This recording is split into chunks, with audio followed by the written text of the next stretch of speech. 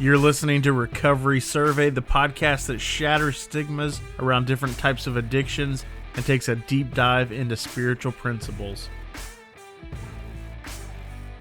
And I want to be the spokesperson for the voiceless. People get emotionally and physically abused, able-bodied or not, and it happens particularly with a disabled person. My guest today is named Wynn Charles. She is the host of the podcast A Winning Cup, a podcast that teaches humans how to deal with people with disabilities. She is a recovering alcoholic with cerebral palsy. Welcome to the show, Wynn. My name is Wynn. I have a physical disability.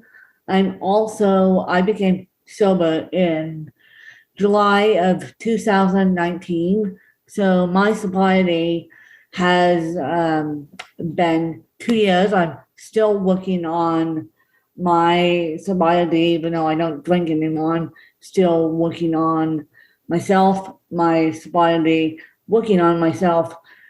It's a daily struggle due to my main disability, CP, and even though I have wine in my fridge, believe it or not, in Phoenix, Arizona, I won't be touching bottle. The reason why I decided to become sober is because as you guys know, I have cerebral palsy. And cerebral palsy is lack of oxygen injury at birth. My brain is completely screwed up due to a brain bleed and due to lack of oxygen at birth. And cerebral palsy is a neurological condition. I can barely stand up straight and walk in a straight line when I have cerebral palsy. And so I decided after my dad died to be like him, cut the alcohol cold turkey, because I thought, well, this is nuts. This is nuts. And plus I had a friend in my life who didn't drink at all. The day my dad got diagnosed, it wasn't even dying. He got diagnosed with lung cancer. It turned out it was stage 4 lung cancer. We found that out after the facts.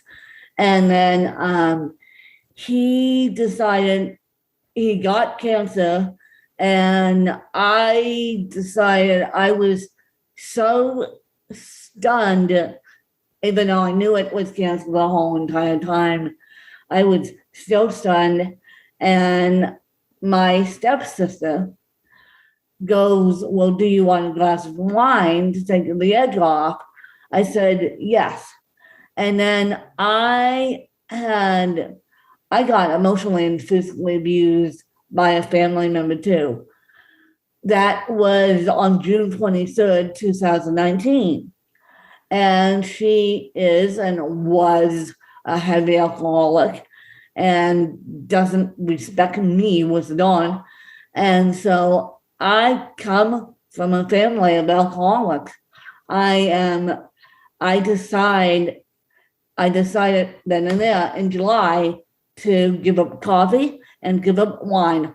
I have since been sober since 2019.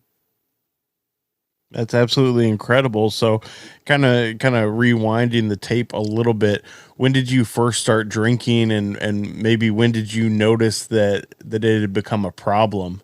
In 2010, after my mom died.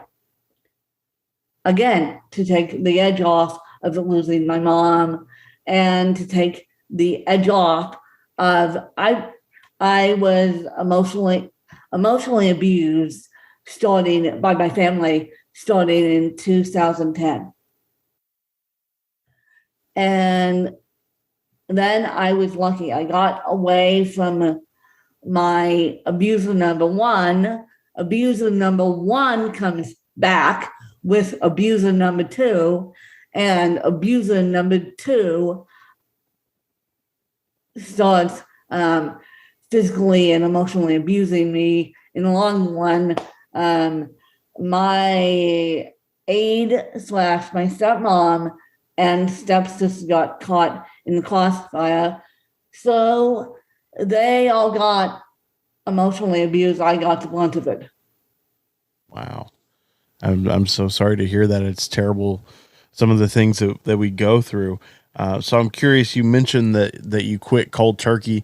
Since quitting cold turkey, have you found any kind of support in recovery? Do you go to 12-step meetings, or do you go to any kind of recovery related meetings or anything?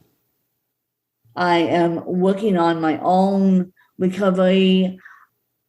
One of the elements of this show is, we talk about all kinds of different methods of recovery. I don't believe that there is one correct way to do it. We're all different people. We have different life experiences. We've been through different situations. So I don't think that there's a one size fits all method to recovery. So I totally respect that. And, glad to hear that you're sober. So that's awesome.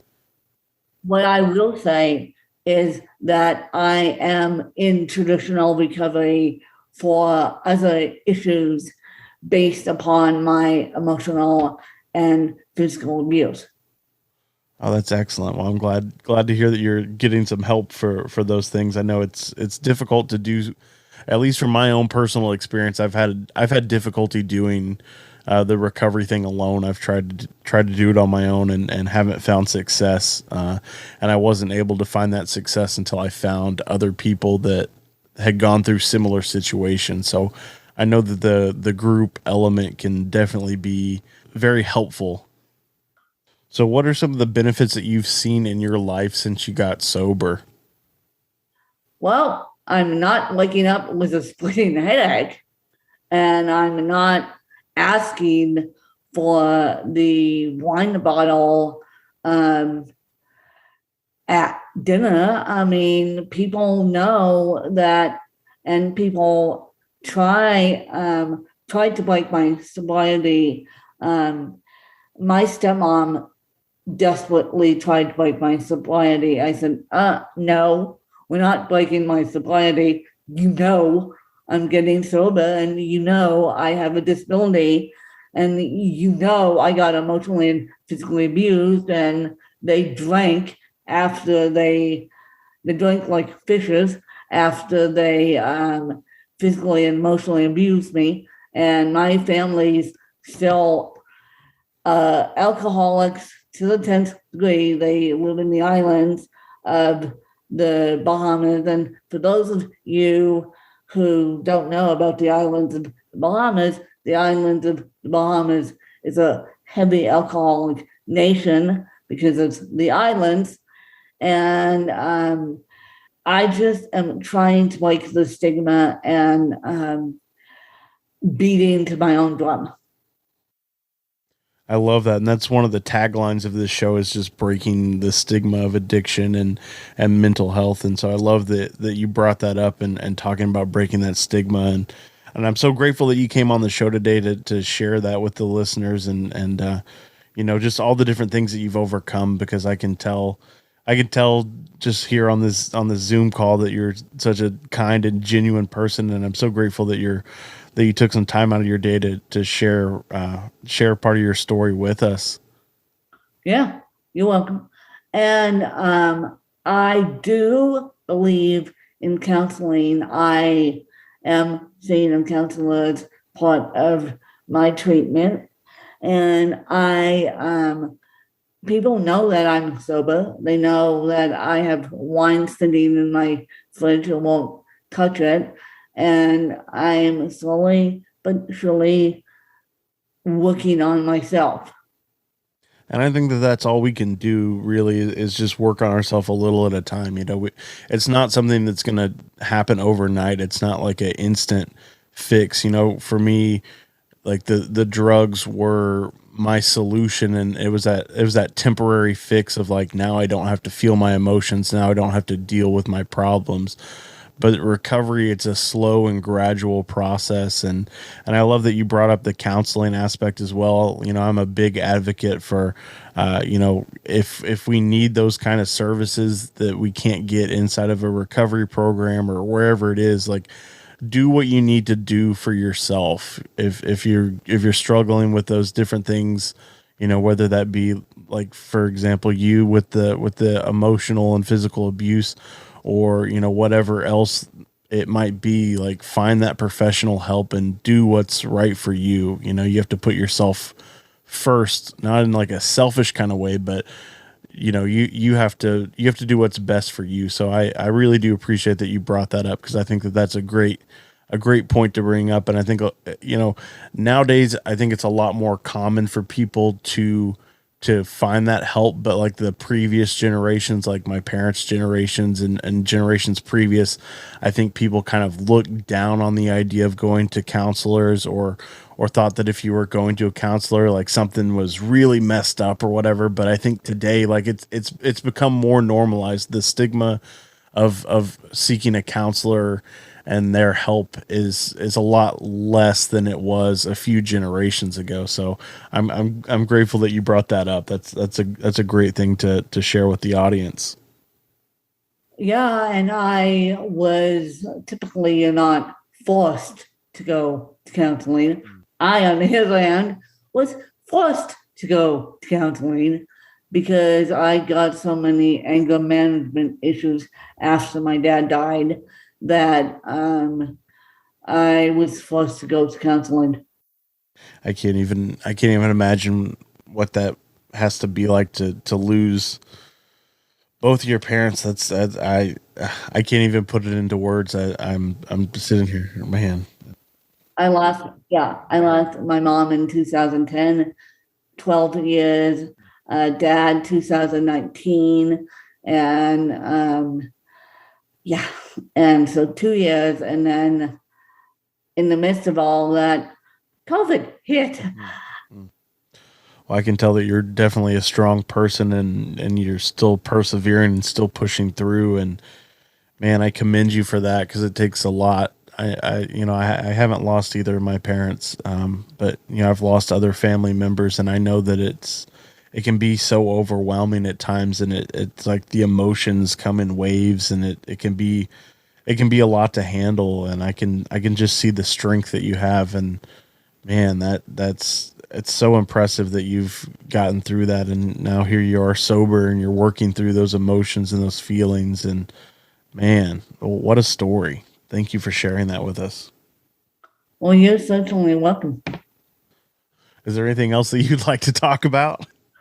Well, I would like to talk about my emotional and physical abuse, which happens to the disabled all the time. I would also like to talk about why I decided to become sober. Number one, I was very lucky to have witnesses when I got emotionally and physically abused. I want to make this clear. My stepmom, nor my stepsister, nor my aide at the time did not do anything towards me. Typically, it's the aides that do or anyone that does it towards the disabled. And the dumb that my abuser was, and I say that because she was, the dumb that my abuser was, didn't realize that she had always treated me like the black sheep because I was disabled, but didn't realize that I knew more than I let on.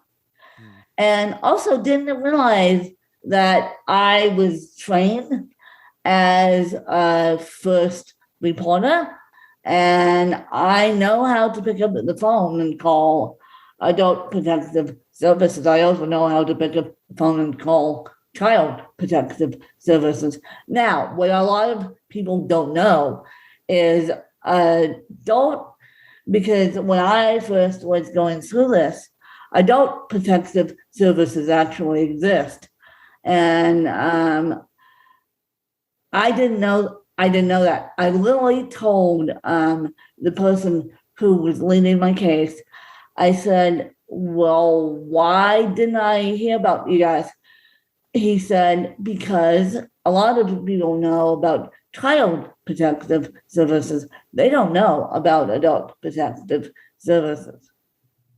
This is the first I'm hearing about it. I wasn't aware of it either. Yeah. And there is adult protective services. And I think a lot of people should know about adult protective services because the disabled individual will need help for the rest of their lives. I mean, it can be AIDS, it could be step-parents, it could be anyone. And the divorce rate is actually higher when you have a disabled kid who turns into adult, because the stress of having a disabled kid is unsurmountable. So the divorce rate is higher, and a lot of people don't know if they feel uncomfortable with a human, especially in their own homes, they can call adult protective services.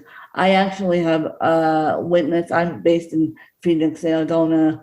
I moved from Aspen, Colorado, partially due to safety reasons, partially due to my family would not take care of me.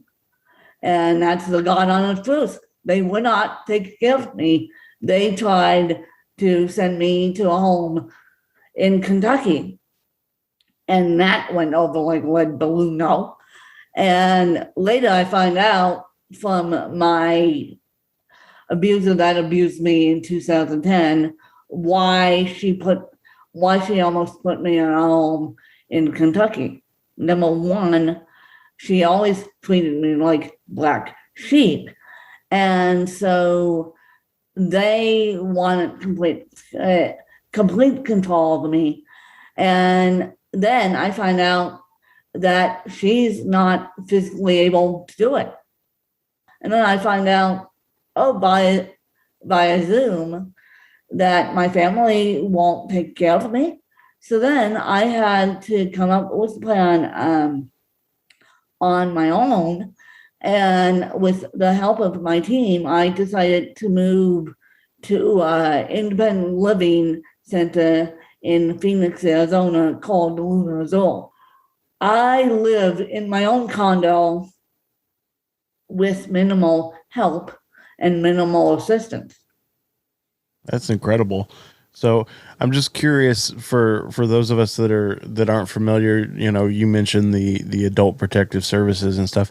What are some things that we can do to help the disabled community, or what are some signs that we can look for abuse? What are things that just the normal everyday person, what can we do? Well, if the normal everyday person, if you see a broken arm of the disabled, that is a sign of abuse. And a lot of doctors will ask, if a kid comes in with a broken arm and the parents say, Susie Q has a broken arm, can you please reset this broken arm? The doctors will ask Susie Q, do you have a story?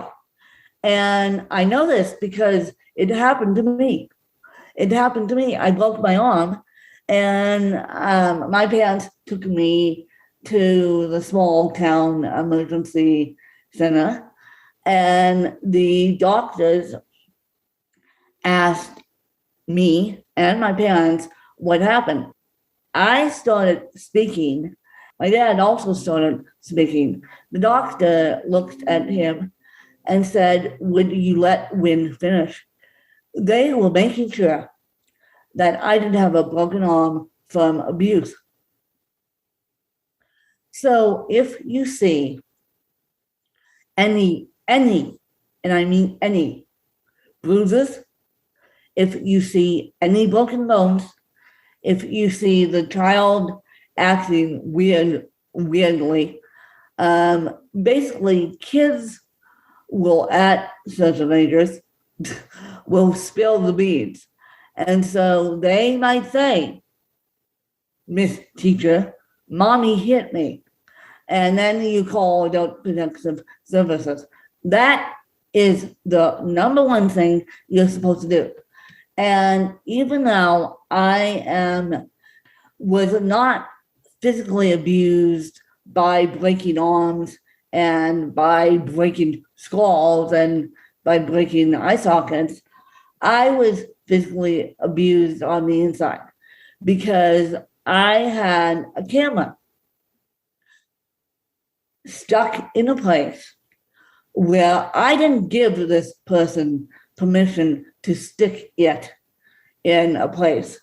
No one, and I want to make this clear, we teach our kids not to let strangers touch their body without permission, even family members. And this person stuck a camera in an area that shouldn't be stuck up in. That's the only reason why she has a record now. That's the only reason why my abuser has a record, because I knew I was abused. And I didn't say anything until I got to my next counseling session. God bless my counselor for reporting the whole incident to Adult Protective Services. Man. And my family still thinks that I reported them. They think it's silly that I have PTSD. They probably think it's silly that, and they want me to get in contact with my abuser. That's a lot. And that's why I gave up the alcohol, because abusers tend to abuse if they have a substance in their hands, and like drugs and alcohol. And so knowing me, I knew I had a pre-existing condition. And so that's why I gave it up, broke the stigma out of my alcoholic, abusive family, and slowly but surely working on recovery. I was getting a little teary-eyed when you were talking there at the end, and I'm so grateful that you came on and shared your story, and you're just such a courageous person. I'm just overwhelmed by the courage it takes to share that kind of story with a complete stranger, and just the strength that you have to live your life. My fan base on my podcast knows all about it. They know all about my move. They know all about my emotional abuse. They know the black sheep end of it. They, good friends, know in detail what happened. But my fan base knows what went on too, because I want to make a big stink about this. I mean, it happens all the time. People get emotionally and physically abused, able-bodied or not, and it happens particularly with a disabled person. And I want to be the spokesperson for the voiceless, because 9 times out of 10, the caregivers will say everything's perfectly fine, and the child or the adult is inconsolable. And my stepmom, unfortunately, wasn't the best in the situation. She actually, as I was bawling, as I was so upset in her arms, just knowing what just happened, she said, all she would say is, "It's okay, it's okay, it's okay, it's okay." And in my head, I'm thinking, no, it's not. I love what you said a few moments ago about being the voice for the voiceless, and you're wanting to be like that spokesperson for those, for the people in the disabled community that may not be able to speak for themselves. I absolutely love that. And we're getting towards the end of our time here, so I'd love to give you an opportunity just to share with the audience. You mentioned that you have your own podcast. Maybe you could share about your podcast and your social media and let the listeners know if they're interested in contacting you or following your journey, what some of the different places are that they could do that. Well, my main website is a winning cup at webelieve.com. So awinningcup.webelieve.com. That's my main website. Or just Google my name. You will see a winning cup pop up in Apple, iTunes, or wherever you're listening to Brent. And so, and please, and Brent doesn't know I'm doing this, but please leave a review for Brent on Apple iTunes, because that what helps Apple iTunes find Brent's show. And me bad, I didn't have a chance to listen to your previous episodes, but I will. And so I just highly recommend that you support Brent's work along with my work, because what we're doing is change makers in one small step at a time. Thank you so much for that shout out, and I'll say to return the favor as well. You're welcome. You're welcome. I'll say return the favor as well. Leave a review for Wynn's show.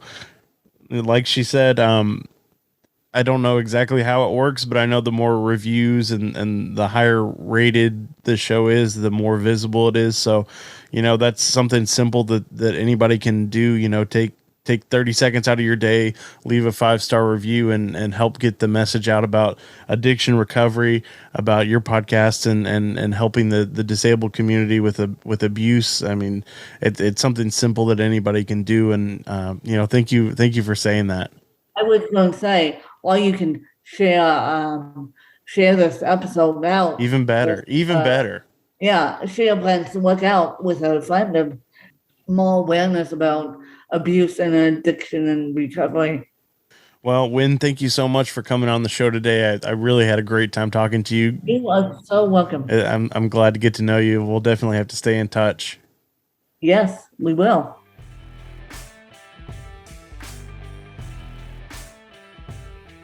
Wynn, thank you again for coming on the podcast today. I really do appreciate it, and I'm blown away by all the difficulties that you've overcome. Guys, be sure to check out her podcast, A Winning Cup, wherever you get your podcasts. You've been listening to Recovery Survey. If you got anything out of today's episode, I'd ask you to please leave us a 5-star review and share this episode with a friend. If you'd like to get in contact with us, you can find us at recoverysurvey.com. You can listen to all of our episodes on the website, as well as connect with us on social media, where you can get previews for upcoming episodes.